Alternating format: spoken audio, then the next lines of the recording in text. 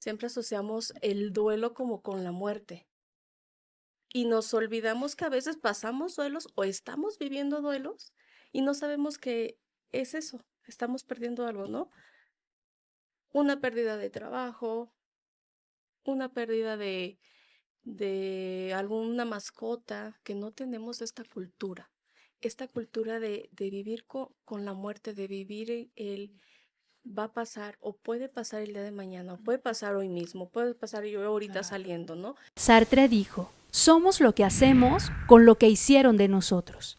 Y de eso se trata, de tomar lo que hay, lo que nos fue impuesto o heredado, y moldearlo para buscar ser nuestra mejor versión. Y aquí conoceremos a esos personajes que se han atrevido, que se han arriesgado a transformar su realidad, y espero que tú y yo encontremos la motivación para hacer lo mismo.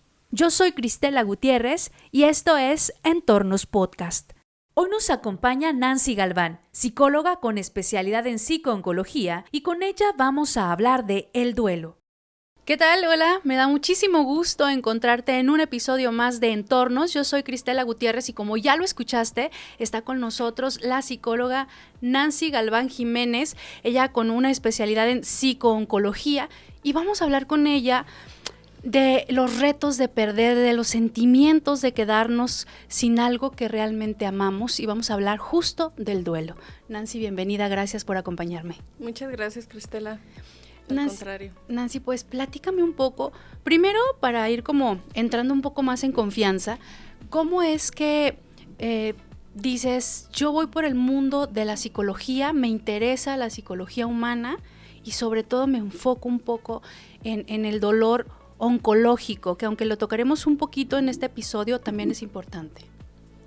Bueno, es una pregunta que me remota a mi primer semestre de licenciatura, ¿no? Donde te dicen y te preguntan, ¿qué te trajo aquí, no?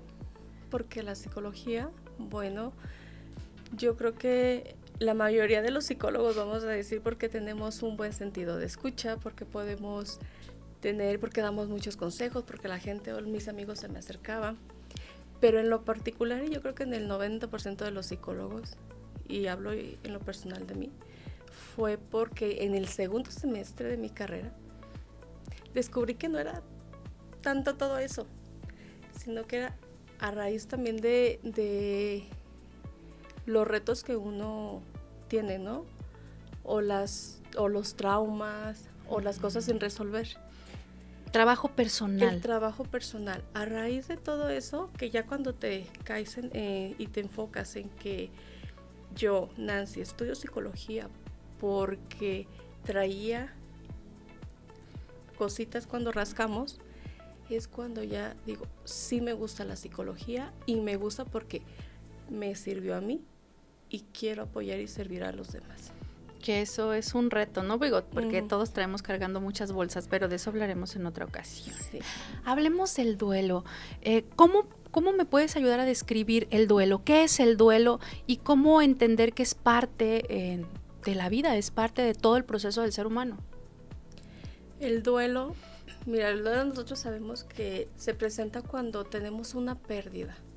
Y una pérdida significativa, no solamente una pérdida de muerte, ¿no? Uh-huh. Siempre asociamos el duelo como con la muerte. Y nos olvidamos que a veces pasamos duelos o estamos viviendo duelos y no sabemos que es eso, estamos perdiendo algo, ¿no? Una pérdida de trabajo, una pérdida de alguna mascota, ¿no? Un noviazgo, una relación larga, ¿no?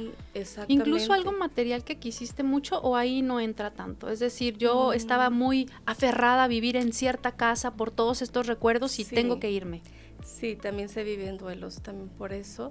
Y a lo mejor estamos viviendo duelos sin saberlos. Uh-huh. Y eso a lo mejor te explicas el por qué me siento de la forma en que me estoy sintiendo en este momento. Okay. Y es ahí cuando te das cuenta, justo lo que decías, ¿no?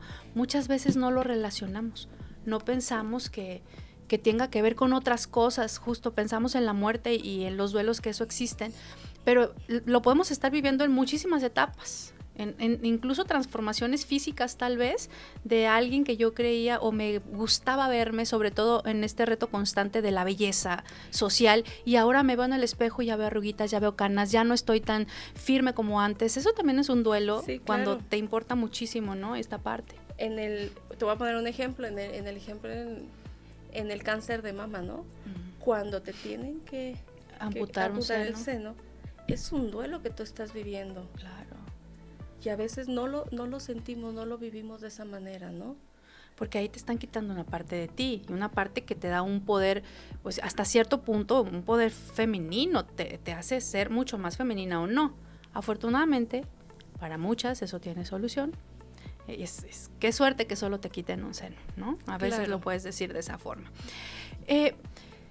Cuando hablamos de duelo, siempre se vive de la misma forma. Hay etapas, se habla de etapas ya como muy marcadas, ¿no? Háblame de esas etapas y de si siempre se vive igual. Mira, no se viven igual. Estamos hablando de las 5 etapas que marca la psiquiatra Kumbler. Uh-huh. Ella los marca como lineal, pero no precisamente se tienen que vivir las 5 etapas del duelo linealmente. A veces son desfasadas o con ciclos. Estamos hablando de la etapa de la negación, ¿no? Ella lo marca la negación como la primera etapa. La primera ¿no? etapa. Marca la etapa de la ira, como la segunda etapa. Marca la etapa de la aceptación, negociación. Y marca la última etapa. Que es como la resignación, ¿no? Como hacer negociaciones contigo misma para reconocer que no hay otra. O sea, que ya está ahí. Pero no precisamente tiene que seguir una etapa. Ese orden. Ese orden. No tiene, puedes estar en la etapa de la depresión, por decirlo así, antes de la ira. De la ira. O primero te enojas y después niegas que pasó. Porque cada quien lo vive distinto, ¿no? Ese es algo muy importante, porque a veces vemos a las personas que están viviendo un duelo súper felices y tú dices, a esa persona no le dolió nada. O por ejemplo, tenían un perrito y les dolió un montón dejarlo ir y a los 15 días tienen otro y es, qué rápido se hace de otras cosas, no es que lo amaba tanto. Pero cada quien vive un proceso distinto. Cada quien lo vive diferente y cada quien tiene sus herramientas. A base de las herramientas y de las habilidades que tienen las personas para enfrentar, confrontar estos tipos de duelos o estas etapas, es de la manera en que los van a vivir. Hay personas que ni siquiera lo pueden vivir. Háblame de eso. Esa es una etapa de negación constante. No, son personas desinhibidas que son una etapa es un tipo de duelo que no es porque no lo quieran vivir, sino es que su cuerpo se lo impiden, sus emociones se lo impiden. Pero ahí ese es otro tema que si le rascamos es decir, no se dejan sentir. Sí, y si le buscas, entonces tiene que haber un origen del por qué no, ¿verdad? Okay. Pero hablando de tipos de duelo, pues también está este duelo, ¿no? Porque hay muchos factores que influyen en cómo lo vives, ¿no? Incluso tu trabajo, tu cultura, tus creencias. Hay quien cree que tiene que llorar mucho y así crecen con esa educación, crecen con esos condicionamientos de cómo debes enfrentar ciertos momentos de dolor. Sí, porque como tú lo has dicho, tu cultura, tus valores, tu sociedad, siempre donde te vas formando es el que te va a ir marcando. Y el principal de todo es el hogar, ¿no? Tu casa es la familia el origen de cómo vas a confortarte, más aparte, cuando ya sales de casa, la sociedad, tu entorno, las tradiciones, los valores, vas a ir realizando por lo que hace la demás comunidad. Exacto. Pero sin embargo, tú tienes tus propias decisiones y tienes tus propias herramientas para decir, yo las afronto de tal manera. Yo decido a lo mejor aceptar mi duelo porque tengo las herramientas, pero hay quienes no. Exacto. Y hay una parte que es muy importante en esto. También como se habla de etapas, se habla de periodos. Hay quien dice, en 3 meses debes salir de la parte más oscura porque si no se vuelve crónico. No puedes durar más de 1 año llorando por la misma persona porque si no, entonces no dejas que otras cosas lleguen y te aferras a algo que ya no está y empiezas a idealizar cosas que incluso a veces nunca pasaron, pero tú crees que esa persona te daba todo eso. ¿Eso es real o también es algo que debe ser súper libre? Es decir, que cada persona viva su duelo en los tiempos que lo requiera. Yo puedo decir que sí los puedes vivir en los tiempos que requieras, siempre y cuando no se vuelva en el duelo crónico o patológico. ¿Qué quiere decir esto? Cuando tú te quedas en la parte crónica, no puedes estar en una parte depresiva, en una parte del duelo crónico patológico más de 18 meses, ¿no? 18 meses a más ya es para buscar, sí, con toda la confianza, buscar la ayuda profesional para poder orientarte, ¿no? Para que te puedan orientar, te puedan apoyar y te puedan ayudar a salir sobre estas etapas de este duelo. ¿Y cómo sé yo que estoy viviendo un duelo crónico? Es decir, tal vez empecé en una etapa muy deprimida, me dolió mucho, lloré mucho, pero he intentado irme acoplando a mi día a día, irme acoplando a la vida diaria, a mi rutina, pero aún así siempre siento ¿cómo sé que pasaron 6 meses, 8 meses, casi 1 año y ya estoy entrando en un duelo crónico? ¿Cómo puedo identificar? Bueno, cuando tienes el duelo crónico, la principal para identificarlos es esa parte depresiva. Y no digo depresiva porque siempre cuando hablamos de depresión dice llora todo el tiempo, no quiere salir, no quiere. Se manifiestan de diferentes maneras. Pero muchas de las veces los pacientes no se dan cuenta que están viviendo en esa etapa. Sin embargo, los que viven cerca de él, los que están en su entorno, los que están viviéndolo a su lado, son los que ellos identifican, ellos lo empujan, ellos le buscan la ayuda profesional, ellos le van haciendo como el ánimo, ¿no? De fíjate, mira, le buscan la manera por dónde, ¿no? Más sin embargo, son los principales autores de decir o de decirle al paciente que necesita una ayuda profesional. Muchas de las veces no se dan cuenta que lo ocupan y lo niegan, ¿no? Y es una etapa muy, muy difícil para poder sobrellevarlo, pasarlo, al menos que el paciente o la persona que lo esté viviendo lo acepte la ayuda. Y pasa, fíjate que ahora que lo dices así, que a veces el paciente o la persona que está viviendo ese duelo crónico no se da cuenta. Hay quien se enfoca en cosas que pudieran parecer de felicidad. Hay quien siempre, de repente, si era amiguero y fiestera o fiestero y muere alguien o pierde algo muy importante y se enfoca tanto en esta parte de seguir saliendo para ocupar su mente, de seguir de fiesta, de seguir tomando, que entonces cambia totalmente su rutina y dices, bueno, pero anda feliz, anda de fiesta, pero realmente es solo para cubrir, ¿no? Sí, claro, usan máscaras, ¿no? Para no poder vivir ese duelo. Y es cuando no se permite vivir el duelo. En estos casos, cuando ya estás cuando identificas que has tenido una pérdida, del tipo que sea, de todos esos tipos de duelos que hemos hablado, que ya estás viviendo etapas de depresión, de tristeza o cambiando muchas cosas para tratar de no pensar en eso, ¿cómo te ayuda un tanatólogo y cómo te ayuda un psicólogo? ¿Cuál es el papel de uno? ¿Cuál es el papel del otro? Mira, el papel del tanatólogo es más bien cuando ya tienes un duelo anticipado. ¿Qué quiere decir esto? Cuando tú ya sabes que vas a morir o que va a morir un ser querido. Es el que ayuda a sobrellevar estas etapas del duelo. También te puede ayudar cuando has tenido una pérdida. Pero ante todo es sobrellevarlo. ¿qué diferencia tiene el psicólogo con el tanatólogo? Bueno, el psicólogo tiene las herramientas necesarias para cuando hay este tipo de síntomas depresivos, de ansiedad, que el tanatólogo no las puede llevar. Okay. Lo que el tanatólogo realiza es cuando ve síntomas de este tipo, pues sí los deriva, ¿no?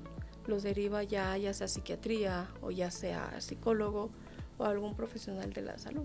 O sea, llevan actividades distintas. No es como que uno llegue en un momento, no es como que la tanatología sea una rama de la psicología.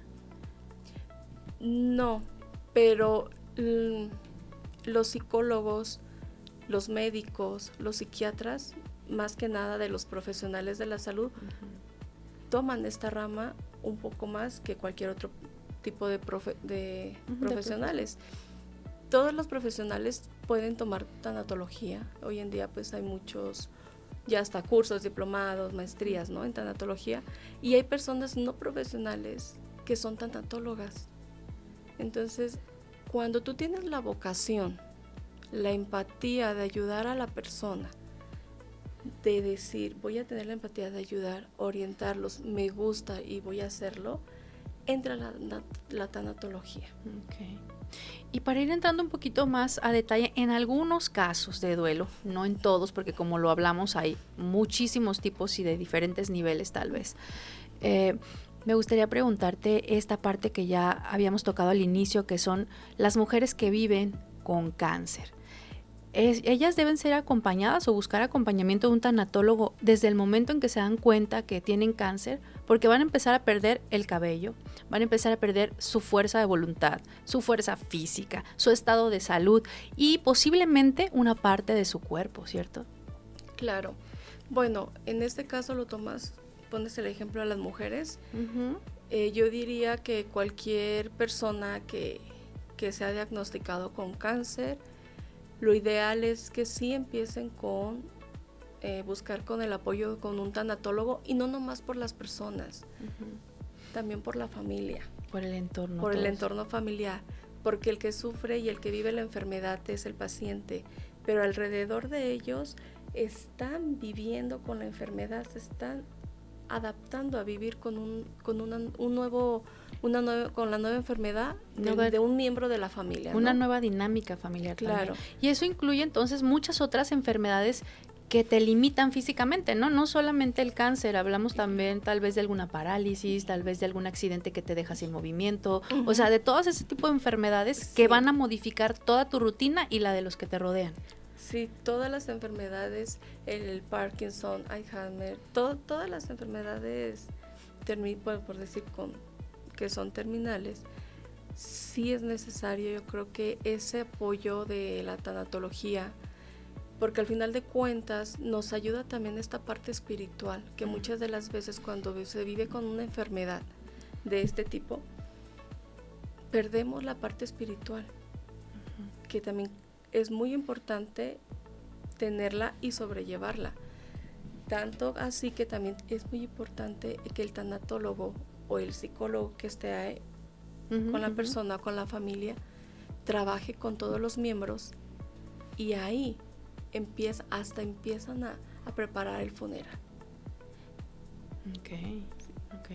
Porque ahorita que lo hablas así y dices el entorno, me viene a la cabeza este famoso, el cuidador, ¿no? El que siempre queda como cuidador principal, que puede ser el esposo, la esposa, la mamá, el papá, el hermano mayor, etcétera, que al final, aunque pareciera que no es el enfermo, termina perdiendo también un montón de cosas. Termina perdiendo muchas cosas y muchas de las veces termina más enfermo por tanto desgaste que se vive. Sí, claro. Se vive mucho desgaste, muchas de las veces si es el esposo, si es la esposa, termina perdiendo la pareja, termina perdiendo pues los amigos, su vida su rutina, personal, su trabajo.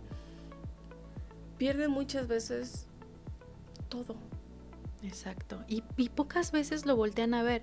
O sea, si lo volteas a ver al cuidador es para, ay, qué buena personita, siempre se dedica a cuidar, o ya viste cómo lo trata, y entonces todos están en contra de esa persona que ya además ya está cansada de estar ahí. Y también, igual que el enfermo, perdió todo, ¿no? Todo a su alrededor. Y qué importante es ver esos detalles. También hablando un poco más de otros duelos, ¿cómo va ahí el duelo infantil? Muchas veces no lo vemos, lo minimizamos, es un niño, no lo entiende, es un niño, no lo va a notar cuando crezca. Es más, no lo lleves al velorio, porque ¿para qué quieres que vea esas cosas? Porque es correcto, un niño no vive el duelo igual o no le hemos dado la importancia que requiere. Yo creo que aquí entra todo, desde la cultura, donde vivimos, el entorno en donde nos desarrollamos y en el entorno donde se desarrolla también el niño, ¿no? Uh-huh. Yo siempre he dicho y estoy a favor de, a los niños nunca se le puede mentir. Uh-huh. O sea, muere su padre, muere su madre, muere un ser querido, no le vas a decir con la cruda verdad o la cruda noticia, pero sí es decirle lo que está pasando, lo que está sucediendo. Los niños nos enseñan muchísimo. No tienen ni idea de la capacidad que tienen los niños de asimilar o de saber lo que está pasando. Es bueno que se despidan entonces, Sí. que entiendan que algo cambió. Sí, si ellos no quieren, una vez que tú platiques, si no quieren ir al velorio, pues no los lleves, porque hay quien sí también los lleva, es que tú tienes que estar aquí porque te tienes que despedir. Pero las etapas del niño son las mismas etapas que ya habíamos hablado, que él las va a vivir a diferente manera. Uh-huh. Uh-huh. En el caso, así rápido, en el caso y ejemplo de los niños que tienen a lo mejor cáncer, a veces nosotros vamos y los visitamos y les compramos los juguetes que nunca jamás les compramos, ¿no? Uh-huh. Es este sentido de culpabilidad, sí, de que tiene uno, ¿no? Entonces, como para llenar este vacío. Y evitamos hablar de lo que le está pasando al niño para no hacerlo sentir mal o para que no escuche lo que le está pasando, uh-huh, porque no sabe qué está pasando, porque creemos que no entienden lo que está viviendo. Uh-huh. Pero si nosotros nos enfocamos en esta parte, que es lo que yo te digo, que ellos nos enseñan, los niños nos enseñan a nosotros. Exacto. Ellos saben perfectamente lo que está pasando. Me tocó en una ocasión ir a una estancia con niños con cáncer, donde un niño, ¿me puedes decir lo que estás viviendo ahorita en un dibujo? Me dibuja un árbol cayéndose las hojas y queda el árbol seco. Ay, qué triste. Y qué real. Qué triste y qué real para él. O sea, su realidad es esa. Sabe que está diluyéndose. Sabe que va a terminar, claro, pero lo sabe con amor y lo acepta con amor, que es lo más importante, ¿no? El proceso, los duelos, aceptarlos, llevarlos con amor, tanto la ira, tanto todo, pero aceptarlo, abrazarla, uh-huh, y vivirla desde esta otra parte, ¿no? Hay otro tipo de duelos y es, creo, uno de los más fuertes, tal vez me equivoque, porque todos al final tienen importancia para la persona que los vive, pero sería el duelo por el suicidio, porque posiblemente despierta mucha culpa, porque posiblemente despierta ¿cómo no lo vi? ¿Cómo no me di cuenta? ¿Cómo no lo escuché?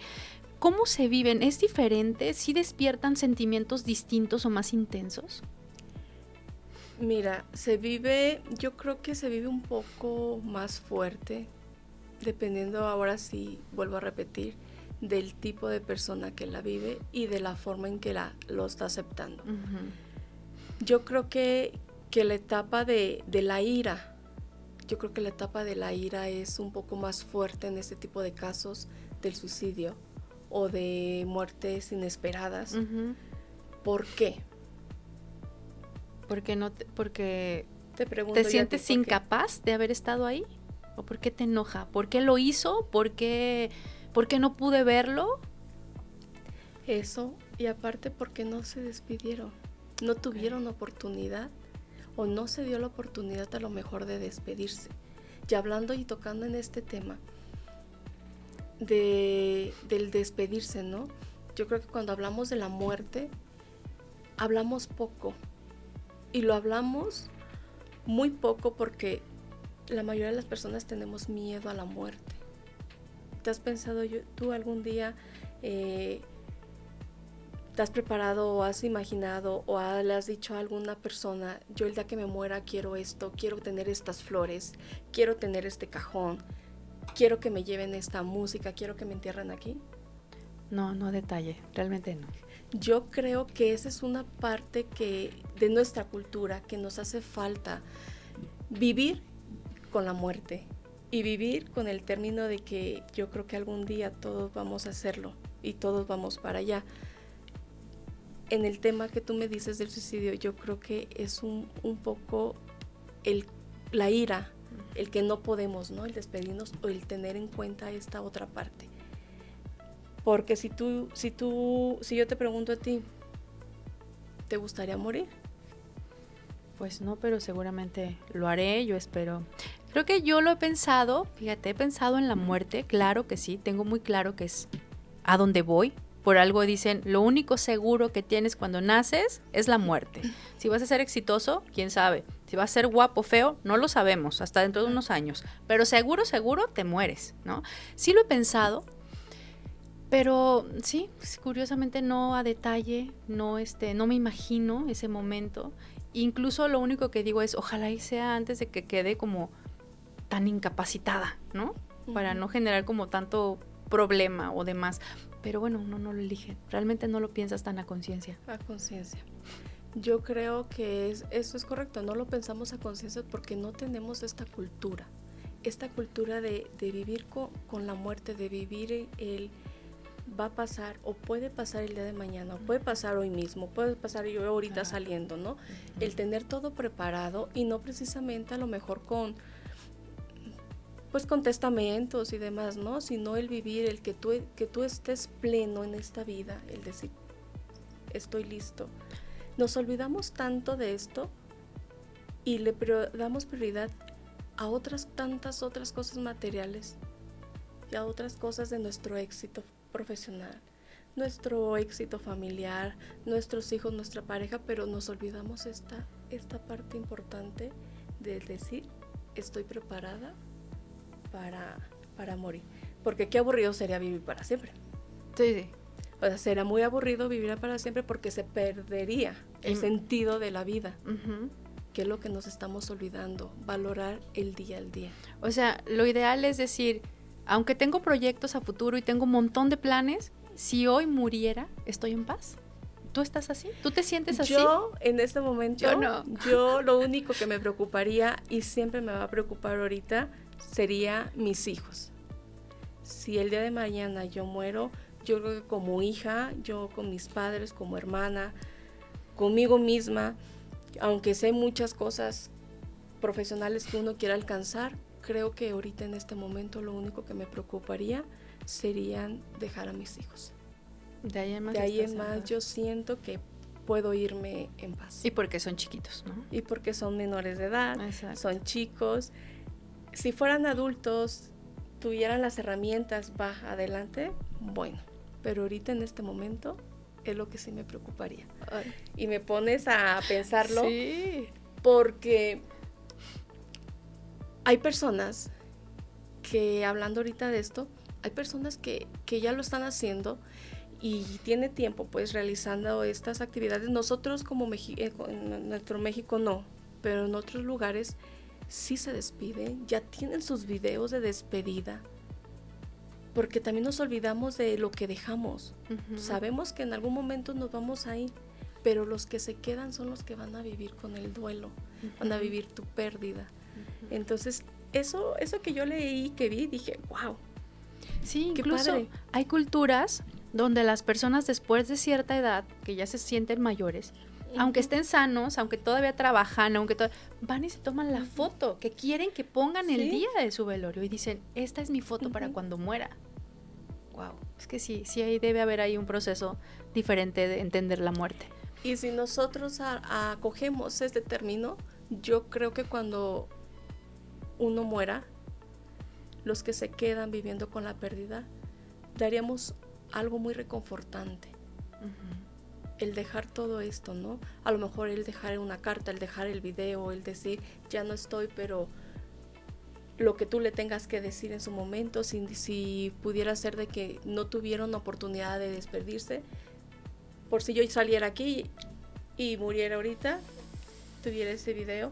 Y creo que me acuerdo mucho. Creo que me acuerdo de una película. No estoy segura si se llama Mi vida sin mí o Tu vida sin mí, que es una chica que sabe que va a morir porque le descubren que tiene cáncer y le quedan pocos meses, pero tiene un bebé. Entonces ella lo que hace sus últimos meses es grabar cassettes y también escribir cartas para su cumpleaños 4, para su cumpleaños 5, para cuando se casa, para su cumpleaños 15. Entonces, Tu vida sin mí o Mi vida sin mí, algo así, pero es ese proceso de estar aunque ya no estoy, ¿no? Qué interesante. Sí. Y volviendo a estas cosas del duelo y de la pérdida, ¿hay herramientas